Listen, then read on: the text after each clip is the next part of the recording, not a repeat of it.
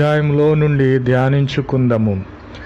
దేవుని మూలముగా పుట్టిన వారందరూ లోకమును జయించుదురు.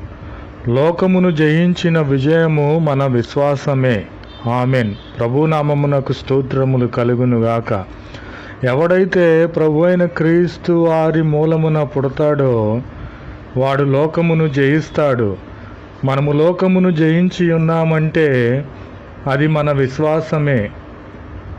కావున దేవుని ప్రభు అయిన క్రీస్తు వారిని కుమారునిగా నమ్మువాడు తప్ప ఎవడును లోకమును జయించిన వాడు కాడు. కాబట్టి మనము ప్రభు అయిన క్రీస్తు వారిని దేవుని కుమారునిగా నమ్మినట్లయితే ఈ లోకమును జయించుదుము. ప్రభునామమునకు స్తోత్రములు కలుగునుగాక. ఆమెన్. కాబట్టి యేసుక్రీస్తు వారు ఉన్నారని